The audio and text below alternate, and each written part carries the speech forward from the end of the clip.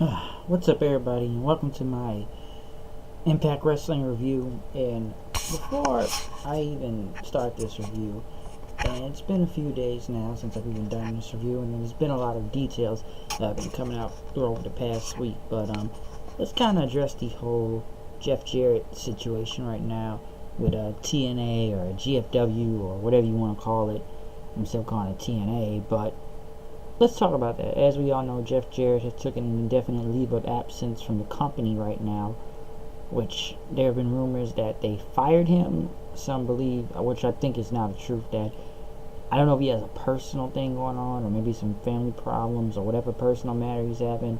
Maybe he's taking off for that time until he finally comes back. But, looking at this thing, some people think that Jeff Jarrett has been fired from pretty much his own company 2 times. First by TNA and once again by TNA or GFW, whatever, and that he still owns the rights to the name, but they own the company as an Impact Anthem. And I know there's been a lot of talks throughout lately. There was rumors about them selling the company, which I'm glad that didn't happen, because it's almost like we're almost 1 year later in the same route again, because now people wonder, will there be another Bound for Glory this year? You remember last year in Bound for Glory? It was a really good show. We had the Great War and everything, but it was Billy Corgan that saved the company, and people wonder if the show was even going to continue or even go on that Sunday. And now it looks like they're stuck in the same rut again. I know Ed Norholm had came out and spoke about this whole thing, saying that they are not selling the tape library or the company. He pretty much wanted to talk about the Global Wrestling Network, pretty much like the WWE Network, but TNA kind of working at. They still have a lot more partnerships and deals going on. And yes, don't get me wrong, the ratings have not been good. And this goes for all wrestling, really. Raw, WWE, TNA, or whatever company.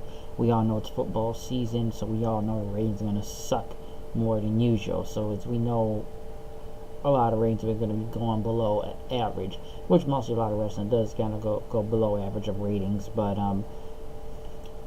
football, they really kind of kill it in a way. But looking at this whole thing, I don't know really what to say from here. I know that people that are gonna hope they die and go out of business like usual, which has been going on for years now. I've never seen people so hell bent on one. Like I said before in the past, I've never seen people so hell bent on wanting a wrestling company to go out of business. And I'm gonna put the blame on TNA too. They've made a lot of stupid choices ever since they've gotten this new regime. I do believe the company should have been sold to Billy Corgan to begin with, and I'm not sure they were hiring back in that because I don't know, for creative purpose, I don't know. I know they put John Gaborick back in charge or something, which I know a lot of people have disdained him to what I hear and stuff, and some people believe that he shouldn't even be part of the company. I don't know. I need to go out and look at the creative team for Impact, and don't get me wrong, for the creative side, what they've done ever since. And everyone loved it last year with Billy Corgan. This time I'm 50-50 and as an interesting on creative compared to last year. One thing I'll give them one thing is that the X Division is not a bunch of multi-man matches spot fest, and actually has one-on-one matches that actually make sense and actually can build characters and developments and storyline purposes and actually put on some great matches given the X Division time. And let's just and be honest, I know they're in a bad spot right now, which I'm sure I don't know if they're out of it now, but listen, they have hurt themselves throughout the ever since they gotten a new regime. One, we all know the Hardy case. I know Rebby said something about it, and Matt Hardy, and I believe Shane Helms, and I think Matt said something about it. I have to look it up. I know Rebby's gonna say anything she will say on Twitter about them very badly, as of course, to Jeff Jarrett and them. I didn't agree with what Shane Helms said, but I don't know, they shouldn't have let Shane Helms go to begin with. But yes, the Hardy case really did hurt them, because if we're looking at a legal thing, hey, maybe they were in the right. And yes, WWE has done this to people. They've done this with the whole Cody Rhodes situation, why he can only go by Cody and not Rhodes, and we all know they're wrong for that too. But we're looking at the court of public opinion from a wrestling standpoint. They're gonna go with the Hardys because Matt Hardy did create this gimmick and everything. and people are going from copyright infringements. And I've said before, I'm sure a lot of people have said also, what does TNA have? They have no use for this broken universe gimmick, the broken gimmick, because the Hardys aren't there. Now, don't get me wrong, I wish Hardys were still there. I was enjoying this whole broken universe thing, and it was enjoyable, and it was funny and everything. I wish it could have kept going, especially with the Expedition of Gold, and somehow, some way, the Young Bucks would have showed up on there.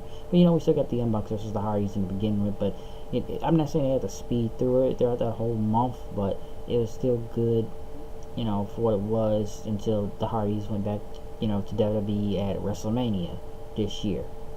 But, yeah, that hurt them a lot, and then from the house shows to letting some people go from the company which did not need to be let go, or some left. I heard people are getting paid now, but the Alberto situation went really bad, which I still think was a big mistake. They put the belt on Alberto and they should have just kept it on Lashley to begin with. And I'm glad they got Eli Drake right now. We'll get into that later, but yeah, they should never took the belt off of Lashley. They should never took it off of him. That guy should have been a champion. Alberto, look what happened. Look what happened throughout the whole airport situation with Paige and stuff. And if you're supposed to be the world champion, you gotta represent yourself. And I'm going with Jim Cornette said. He gotta bury him on the mic when that happened. But just kind of finishing up this whole news about this whole Jeff Jarrett and the company. I don't know when Jeff Jarrett will be back. I don't know what all his plans were for Bound for Glory. Hopefully, if he's out for right now, don't have him main event the show with Alberto. We don't need to see the main event, and we only need to see the champion main event, whoever's going against the champion and challenger.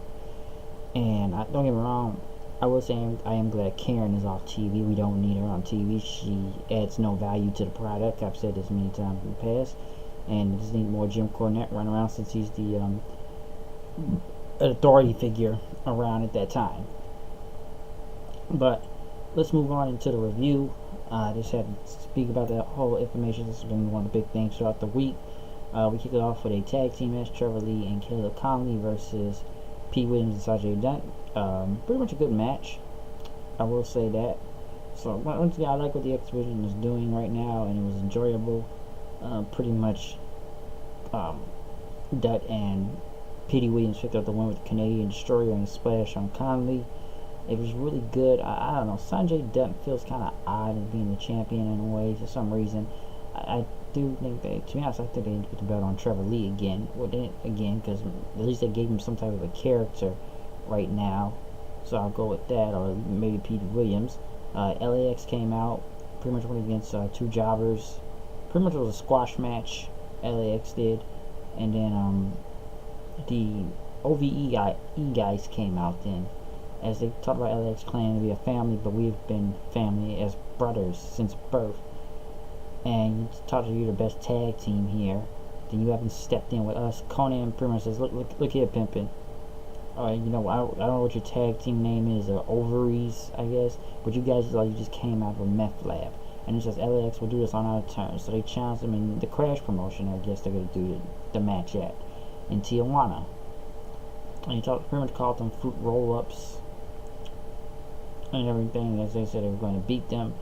It says it's going to be Ohio versus everything, but hey, you got to make LAX look strong in this squash match. It's the Alberto thing, but I'm surprised they're not doing the match on the show and they're doing it at the Crash promotion, but we'll see. But hey, Conan's always great in the mic, and he kind of some people think they made the OVE guys look bad, putting him into Conan, because Conan's great in the mic, and mostly he's the only one talking throughout LAX most of the time. So, he had a point. I don't think OVE is a bad team. I hope they don't push them too quickly to the titles, but we'll see. Taryn Terrell and Sienna went against Gail, Kim, and Allie. KM, I'm wondering why KM is out there. People told him to shut up. I haven't seen him do a match ever since. He's just kind of been standing there with Sienna as a valet most of the time. But it pretty much ended with since Braxton Sutter and KM brawled, Sienna pretty much hit across, Allie hit across the body, and Sienna rolled through and pretty much picked up the win on Allie with a surprise win. After that, they started jumping Allie and Gail Kim. Then Rosemary came out for the save and everything. She came out for the save. She was about to hit her red wedding, but they pretty much got the numbers game on. And next thing you know, the debut of Taya Valkyrie with a new entrance music, almost like a queen type of gimmick coming out, very royal. She came out there, and I guess she was getting out Rosemary, and they talked about she was trained by Lance Storm, the longest AAA reigns the range champion, and Taya was gonna help Rosemary, but she pretty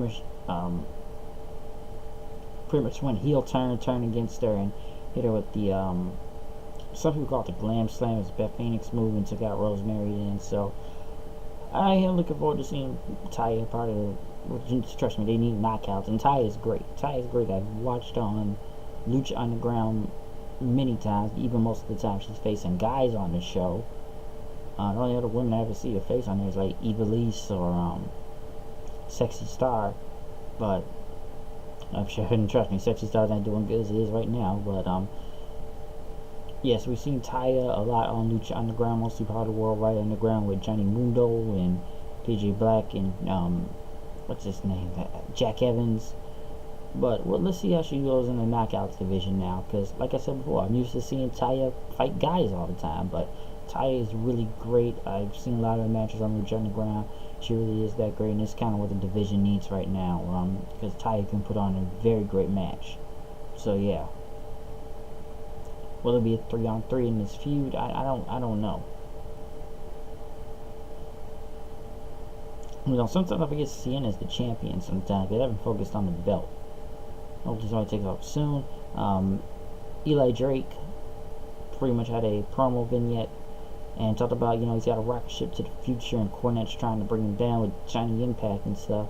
But, you know, he said he's going to take down Matt Sydal tonight. It was going to be Matt Sydal versus Eli Drake for the TNA World Heavyweight Championship. Jim Cornette came out then. He pretty much cut a promo, talked about the, you know, everything's hot around here. Talked about worldwide talent exchanges between Impact with many promotions, and he talked about all the hot new competition, and he talked about Eli Drake versus Matt Sydal until Johnny Impact came out, or whatever 8 names he calls himself nowadays, as people chanted, Johnny, Cornette said you weren't scheduled to be here, and he says, you know, you're looking at the man right here, that's going to be Eli Drake or Matt Sydal, whoever's the champion tonight. And Cornette pretty much says, you know, you got the confidence and everything, but Impact pretty much say, you know, I don't respect Eli Drake because he was going to take him to Slam Town, because you're going against a AAA Mega World Champion, and worlds will collide when he takes the TNA title from him also. LAX came out then with Loki, as Conan says that pretty much he deserves a title shot, and Cornette said it's 5-on-1, but Cornette said it's going to be 5-on-2 in a minute. And I don't know what type of white privilege is going on around here, or around here in this bathhouse, honey, but Low-Key is being overlooked. Low-Key deserves a title shot, but Cornette pretty much wanted to say, you know, I recognize an international talent superstar, and Low-Key is all the talent, but he's going to have to wait his turn like everybody else. And you're going to get your shot, but you got to wait in line.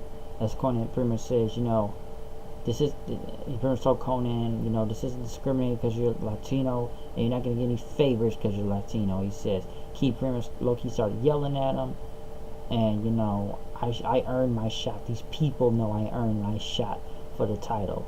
And in terms of Impact, you didn't earn crap, okay? So let me tell you something right here, homeboy. He said, this ain't WWE. This ain't Lucha Underground. This is Robo Force Wrestling, bitch. And pretty much they start brawling with each other then. Impact started taking off down LAX, but Low-Key and him started brawling until security came out as Cornette tried to get out of the way then. They started beating the crap out of each other because they held him back, and pretty much Cornette told LAX that they were suspended then, and he pretty much said next week it's going to be Low-Key versus Johnny Impact. It'll be for a number 1 contenders match next week, and he pretty much hope they beat the hell out of each other, beat each other dead. They talked about the Grado and Park. I have to go back and look at it because I missed it on TV. As Grado pretty much, you know, her being Canadian doesn't help his visa, and pretty much they loved her and everything, and pretty much, every end has a new beginning, and pretty much tried to give her a high five, and then looked like Laura Van Ness about to go crazy since she went back to putting lipstick on herself all over the place. Where we get the crazy Laura Van Ness, I hope not, because it's a little bit too soon.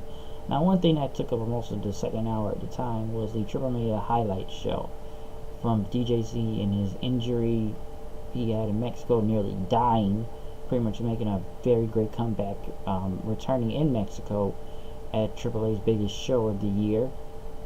Turner saw about the Arco's story, and Jeff Jarrett was on commentary for it, talked about an interview, singing with Andrew Everett and others, and as Moose gave interviews, and Bobby Lashley pretty much said, I should be getting a title shot here and there, and talked about, and they pretty much showed that match where they were in that 3-team thing where they all were supposed to be teammates, but want to eliminate each other, and they brawl all over the place, and it was a very long highlight show of even that triple threat Mundo did, or they went with the Johnny Mundo this time, going against King Cuerno and Fantasma and Tejano Jr. as he won all those 3 titles and showed the Vampiro part. Even addressed they addressed a little the Rosemary situation with Sexy Star, and with Jarrett pretty much arguing in the back with Argenis and La Parca and Vampiro about what was going on, about to fight each other over this whole thing. Some people think it's work, but it's pretty much a shoot at this point. Maybe Jarrett was pissed that they caught footage. I don't know. And he says that's not gonna, mess up the relationship with both AAA and Impact right now, because they do have a partnership. So yeah, so they are building an alliance together. They even played a video package of Desmond Xavier, talking about his military family and why he's here and how he was trained. Same thing with Garza Jr. in a way, pretty much talked about. His uncle was here, Hector Garza. He was in TNA at one point and won the X Cup before in the past, and he wants to pretty much do everything for his his late uncle Hector Garza. So we got a lot of video package under those 30-something minutes. So a lot of it was there. At least it's better than having Dan Lambert and Karen Jarrett on the show. There was a lot of long video packages of that. They talked to the standby wrestler. Even he got an interview in that. Richard Justice talking about he may be hurt, but he's going to be ready to stand by. But as the main event happened, we had Eli Drake versus Matt Sydal for the TNA World Heavyweight Championship. Pretty much a good match in a television main event. It looked like it took time to build it up, but it was actually a good match. I will say that Eli Drake hit the gravy train. And yeah, did he win? He was holding his own, but I think Eli Drake needs to get some clean wins on his own as being a heel. And yes, Chris Adonis is out there, and yeah, he hit him with the belt to win. But sometimes people wonder, why is Chris Masters or Chris Adonis roaming around with Eli Drake? This guy needs to establish. He is established, but he needs to establish himself. Like I said before, Drake has the look, he has the charisma. The guy can talk. I think he's great. But they need to drop Chris Adonis from him and give him some clean wins as the world champion of being heel. But it was a good match, I will give it that. So yeah, it was a good match. Now some people, I thought the show was good, even though the second hour was a lot of Triple Mania highlights and video packages. So hopefully we get more wrestling in the second hour of the show next week. So yeah, some people think shows become, like I said, it's becoming strange and interesting than it was last year. So yeah, but we'll see what happens. As some say, as long as we don't get Dan Lambert, who's for some reason taking too much time at his show and he wasn't on this week, or Karen Jarrett and her very annoying voice on this show. But it was a good show, I will give it that. I did like the main event, and mostly the game process because of the exhibition and the promo work between Low-Key, LAX, and Impact and Cornette out there. So anyway, it was a good show, I'll give it that. But hey, I'm out of here. I'll see you guys later. Peace.